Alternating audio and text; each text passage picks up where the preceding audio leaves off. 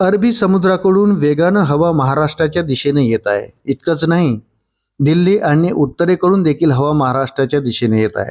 गुजरात आणि महाराष्ट्रात अतिमुसळधार पावसाचा इशारा पुढचे 5 दिवस राहणार आहे.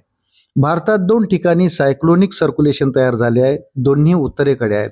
मात्र अरबी समुद्रातून किनारपट्टीकडे येणाऱ्या वाऱ्यांचा वेग जास्त असल्याने फक्त पाऊस नाही तर कोकण आणि किनारपट्टीलगत भागात वादळी वाऱ्यासह अतिमुसळधार पाऊस पुढचे 48 तास राहणार आहे.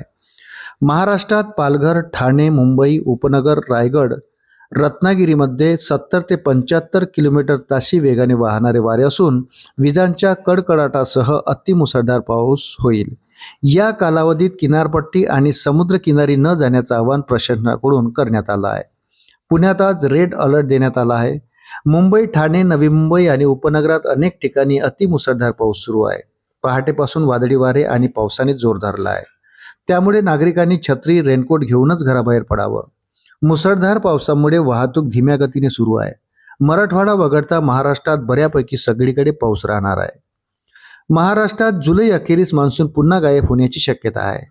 5 दिवसानंतर पुन्हा पाऊस गायब होऊन ऊन येण्याची शक्यता आहे. आधीच अल निनोमुळे यंदा मान्सून महिनाभर उशिरा आला आहे. त्यात म्हणावा तेवढा पाऊसही झालेला नाही. असं असताना आता पुन्हा जुलै अखेरीस मान्सूनच्या पावसाचा ब्रेक लागणार असल्याने शेतकऱ्यांची चिंता वाढण्याची शक्यता आहे. हवामान विभागाने नुकत्याच दिलेल्या माहितीनुसार मुंबई, ठाणे आणि पालघर जिल्ह्यांसाठी ऑरेंज अलर्ट जारी करण्यात आला आहे. मुंबईत ताशी 50 ते 60 किलोमीटर वेगाने वारे वाहण्याची शक्यता आहे.